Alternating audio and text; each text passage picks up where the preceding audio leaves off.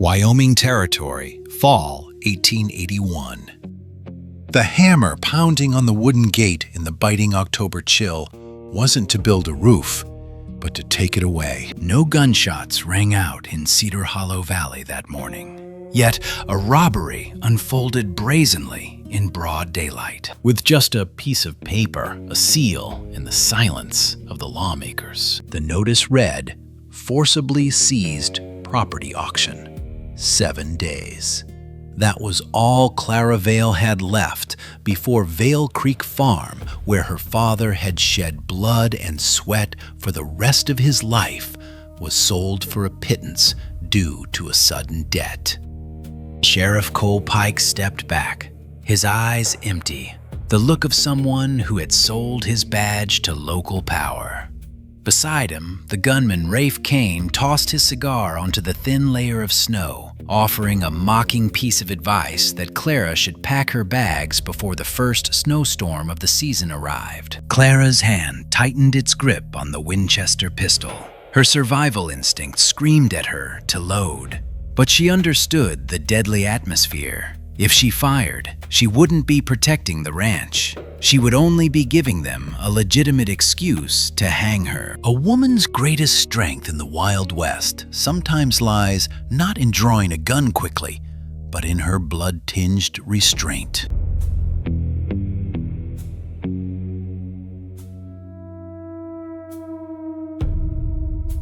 As the sound of hooves faded, Clara looked down at the tiny print added to the bottom corner of the notice. "Includes disputed land in Northridge." The veins in her temples throbbed. Her father's hay debt was only worth the log cabin.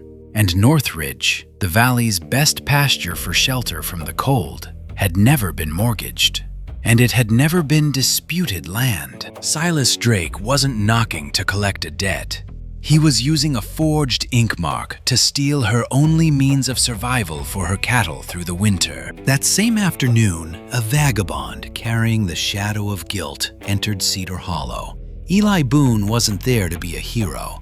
He was the man who had once worn the badge, who had wielded a forged land map, and then taken the home of an innocent family. He had spent years running from that mistake, until he saw the new map hanging in front of the town's land office. The boundary of Northridge had been subtly shifted south. Eli immediately recognized the ink of lies. He knew he should mount his horse and move on, but the ghosts of the past held him back.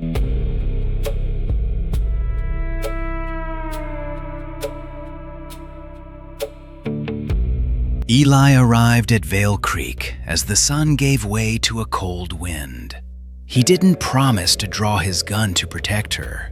He only asked the exhausted woman one question. "Did your father ever keep the old boundary map?" It was a question that held the hope of turning the tables, a truth that could tear apart the auction. But when Clara hastily opened her late father's secret iron chest, all she found was emptiness. The map was gone, and the 7 days countdown to save Vale Creek now officially became a death sentence. The enemy had gotten ahead of them. The intruders the night before hadn't come to steal coins or weapons. They had stolen the history of this land. Under the flickering oil lamp, Eli Boone unfolded the copy of the mortgage papers the bank had sent.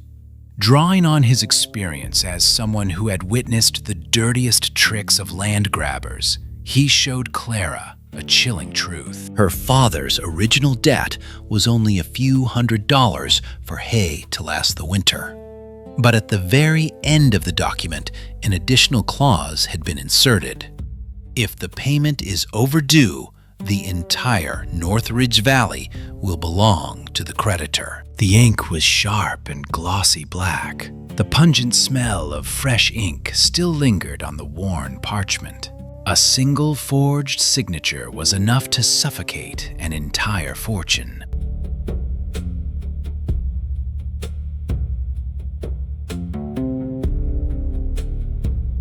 Rage surged through Clara's veins. She wanted to ride straight to Cedar Hollow Bank, smash the forged document in the clerk's face, and demand justice. But Eli stopped her.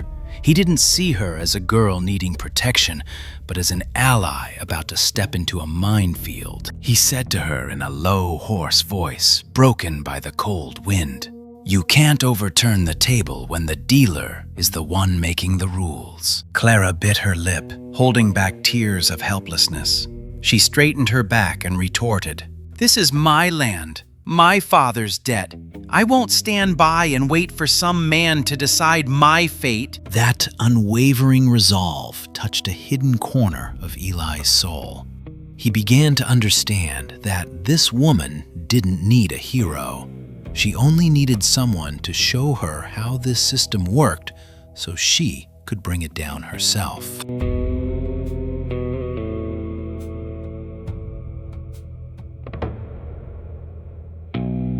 The next morning, Clara ventured alone into Cedar Hollow, the town where she grew up, where her father had saved countless lives through harsh winters, now turned its back on her. It was the ultimate cruelty of the West. Violence didn't just come from the barrel of a gun. It came from the slamming of the banker's door, from the cowardly silence of the neighbors, and from the cold, sharp gaze of a self-proclaimed sheriff. Cedar Hollow didn't hate Clara. They were simply terrified of the power that hung over the town's sky. And this was the source of all their fear. Silas Drake, the one who never needed to pull the trigger. He controlled the debts of more than half the town. He didn't yell or threaten. He used the politeness of a cold-blooded reptile to make a merciful offer. Drake said he was willing to forgive the debt, let her keep the log cabin and a few acres of barren land, if she willingly signed the papers ceding Northridge Valley before the auction began. He wanted to break her will. He wanted her to admit that her father had lost. But Silas Drake underestimated the blood flowing in Clara Vale's veins. She pushed her coffee cup aside, looked directly into her enemy's eyes, and uttered each word coldly. "My father never bowed to you, and neither will I."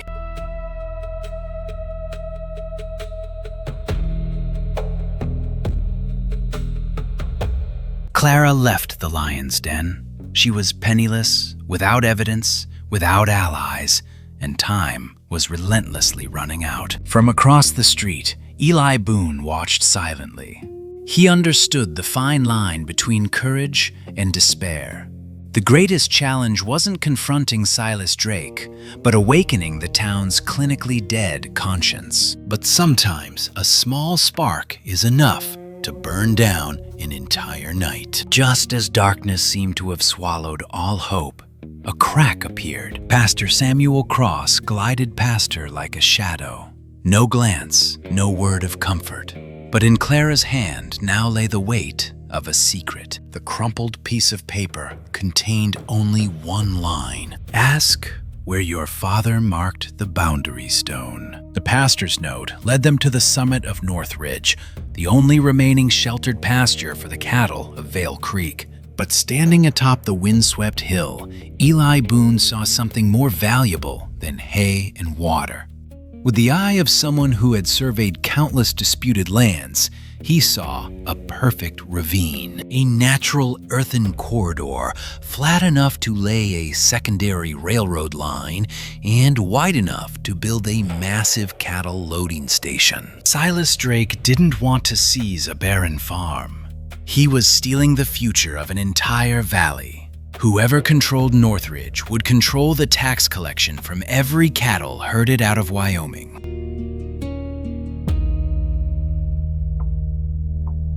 But to seize Northridge, Drake had to erase all traces of the previous owner. Beneath the cold earth, Clara found the body of truth.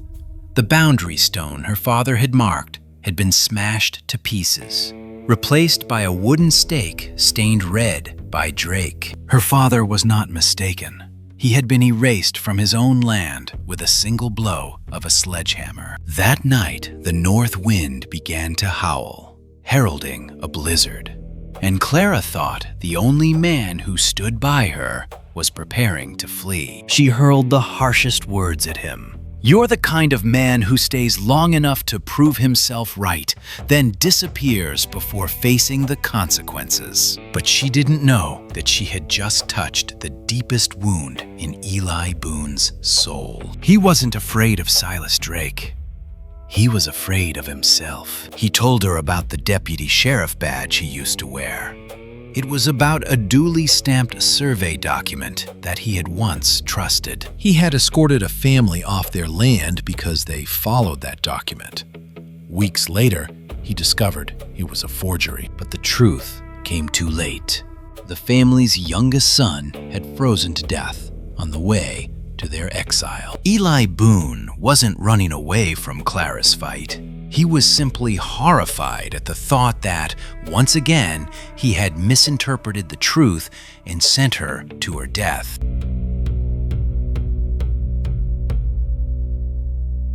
Clara offered no forgiveness for the family. In the West, guilt is not washed away by words. She simply placed in his hand the only key her father had left her, along with a firm assurance. If he was hiding something, it wouldn't be in the chest. Western love doesn't blossom from sweet words of flattery. It blossoms in the moment two flawed individuals decide to give each other their final weapon. Abel Vale was never a loser willing to give up. Beneath the decaying floorboards, he had quietly constructed a verdict against Silas Drake. The tin box contained everything: the original map, the tax receipts, and a long list of farms that had been devoured. This was no longer a fight to save a log cabin. This was the only chance to break the shackles binding an entire valley. But those papers would remain worthless without living witnesses. Clara sought out Pastor Samuel Cross, who had witnessed everything but chosen to turn a blind eye. He wasn't a villain. He was just a good man, bought off by poverty and power. Clara didn't cry. She thrust a question sharper than any knife at him. Since when has silence become cheaper than the truth? That question shattered the pastor's facade of hypocrisy. He agreed to ride to the county seat to give his testimony.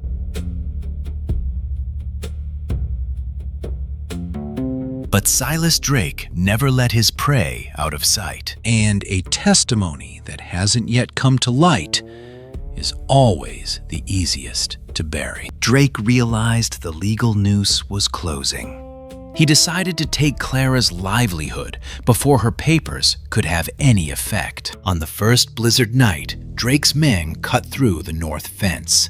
The panicked cattle charged straight into the snow-covered canyons.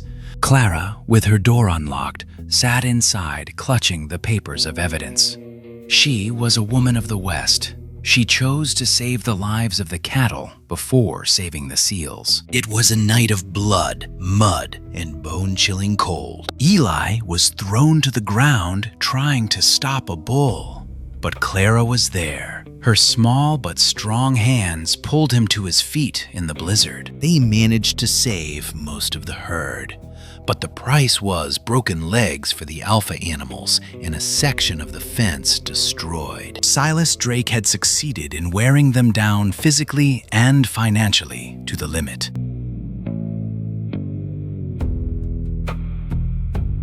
The next morning, as their bodies were nearly collapsing from exhaustion, the cruelty of the manipulated legal system delivered its fatal blow. Shelter Pike hadn't come to find the fence cutter. He brought an urgent notice from the county court. The auction wouldn't take place in 7 days. It had been moved up to exactly 48 hours. Silas Drake didn't wait 48 hours to crush Clara's hopes. He immediately held a public announcement to the entire town. He didn't need a crowd to buy the land. He only needed a crowd to legitimize the robbery. When Clara presented copies of her tax receipts, the cold-blooded clerk dismissed them. The law in Cedar Hollow didn't protect the truth. It only protected those who paid it. But Drake didn't stop at stealing the land.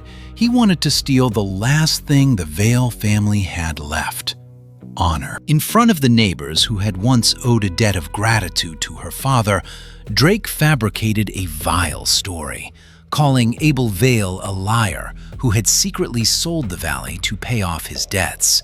That was the moment Clara realized poverty wasn't as terrifying as humiliation. She didn't cry. She stood tall before the wolves, her voice sharp and resolute like the cracking of an iceberg. If my father ever signed over Northridge, show me the original. Don't bring me a piece of paper with an old seal, but fresh ink. For the first time, she fought back. Not with a bullet, but by exposing the villain's flaws in broad daylight.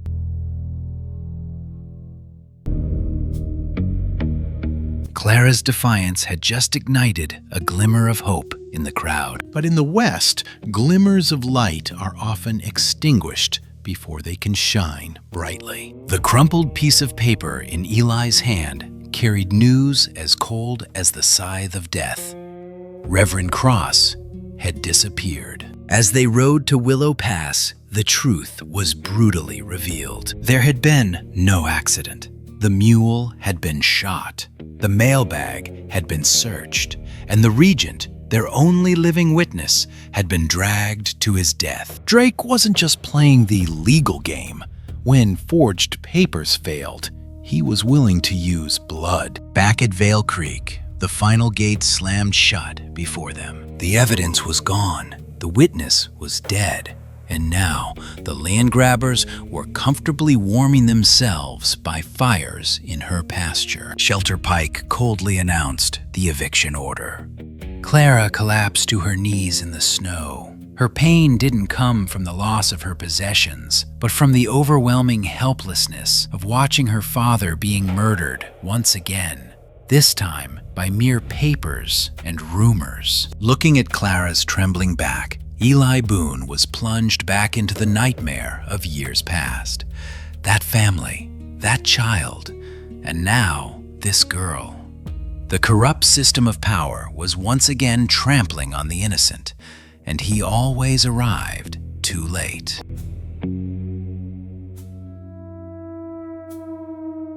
But Clara Vale wasn't born to surrender. In the flickering candlelight of the house, she stared at her father's hand-drawn sketch. Memories flooded back. Abel Vale was an extremely cautious man. She realized a shocking truth. The shattered stone on the hill was just a fake marker. Her father had anticipated Silas Drake's greed. He had dug up the real boundary stone and hidden it in a place known only to those with Vale blood. Only one night remained before the auction. A devastating blizzard was descending upon Cedar Hollow. The final plan was laid out. Eli would return to town, forcing the clerk to open the old land register in the presence of the neighbors. But to do that, they needed the real boundary stone. And it lay beneath the ground of a dilapidated winter shack perched atop Northridge, a place occupied by Drake's men. Eli wanted to keep her. He wanted to do it himself, to protect her from the guns in the darkness of night. But Clara understood that this was her fight. "You can read their papers," she said, "but I can read my father's land." And Eli did something few men from the West did. He chose to trust her. He didn't confine her in his protective embrace. He respected her as an equal warrior. That's how their love blossomed from the storm.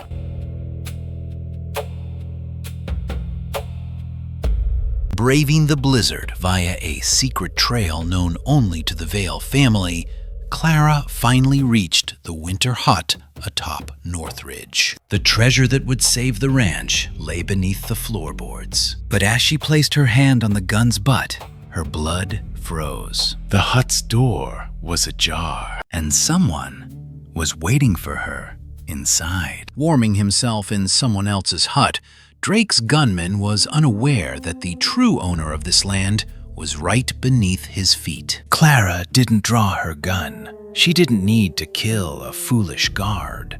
Using the intricacies her father had built, she crawled through the dilapidated underground tunnel, digging through the frozen earth with her blood-stained hands. And she found it. The boundary stone bearing the Vale family seal. Silas Drake was arrogant. He didn't hold the auction at Town Hall, but moved it to the very top of Northridge, like a predator standing on the carcass of its prey. But as soon as the sheriff's monotonous voice began to read, the valley's fog was torn apart. Clara Vale stepped forward, tossing the mud-covered boundary stone down in front of the crowd.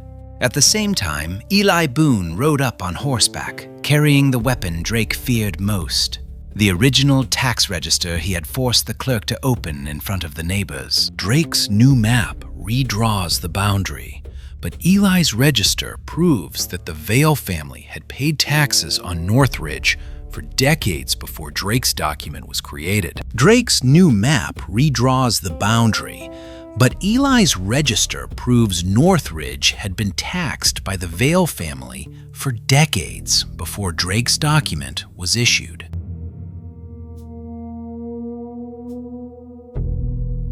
The land grabber never gives up as long as he has hostages. Drake dragged Pastor Samuel Cross out before the crowd. The pastor had been brutally beaten, a clear warning to anyone who dared stand on the side of truth. Drake forced him to declare to the town that his signature on the stone had expired and that Abel Vale was a liar. All eyes were on the gaunt man. His life hung by a thread. But Samuel Cross's silence had been burned away yesterday. He looked directly at his parishioners, refusing to repeat the devil's lie. With his last ounce of strength, he shouted the truth. Drake had orchestrated it all to seize the future railroad. As soon as the truth was spoken, Sheriff Pike lunged forward with handcuffs to silence it. He intended to use the law to protect the murderer. That was the moment all masks fell. Eli Boone blocked Pike's path. He didn't back down from the badge, for he knew its true value. When Drake's gunman was about to draw his weapon, Eli demonstrated the speed of someone who had survived the bloodiest battles. He didn't kill. A single bullet to the villain's hand was enough to cripple them. On the other side, the villain aimed his gun at Eli's back. But he forgot that standing on this land was the daughter of Abel Vale. Clara's shot didn't kill anyone. It shattered the balance, igniting a fire of panic among the horses and awakening the outrage of the townspeople. The neighbors, who had been silent, now rushed forward, pinning the villain to the mud and snow.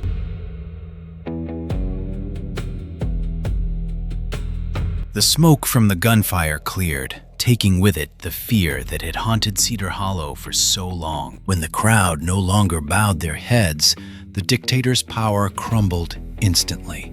The self-serving sheriff removed his worthless badge. Silas Drake stood rooted to the spot, watching his empire built on forged documents crumble before a woman. Clara pulled the auction stake out of her father's land. She spoke each word clearly. This hill was my father's before he knew its worth, and it will be mine before the first railroad train passes through here. The auction was over, and Vale Creek was never for sale. Justice never comes by miracle. It comes when enough people decide to stop bowing their heads. The fake surveys were torn up.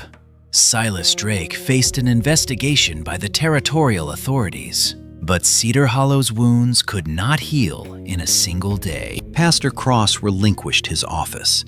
He left town to testify in court.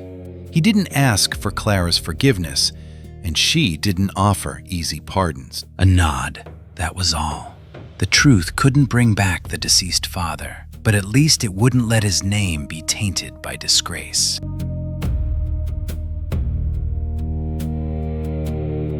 A few days later, the autumn snow began to melt under the brilliant Wyoming sun. Eli Boone had kept his promise. His conscience was cleared. But he knew that out there, other farms were still being devoured by people like Drake. Clara didn't use tears to keep a wanderer from leaving. She gave him her father's old gloves, the tears she had sewn herself. When Eli said his gloves wouldn't fit him, Clara gently replied, "They're not meant to fit. They're meant to remind you what honest labor feels like." There were no vows, no passionate kisses, only a glance back between two souls who had found healing in each other. Eli Boone rode his horse toward the horizon. Clara Vale stood there, steadfast as a mountain. One day, the auction notice that once hung on this gate threatened to take everything away from her. But now, it has given way to a new sign. Vale Creek Farm. Clara Vale, owner. And for the first time since her father's death, Clara no longer needed to consider anyone in town's opinion to know if she had the right to live on this land. She had allowed herself to belong here.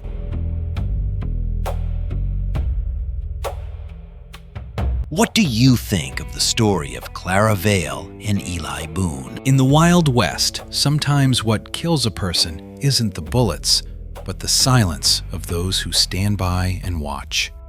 If you were Pastor Cross, would you have the courage to step into the light from the beginning? Please share your thoughts in the comments. I always read every comment. If this story resonates with you, please like and subscribe to the channel so you don't miss our next journeys to the frontier. Thank you for joining us today. Keep your heart steadfast and see you on the next leg of the journey.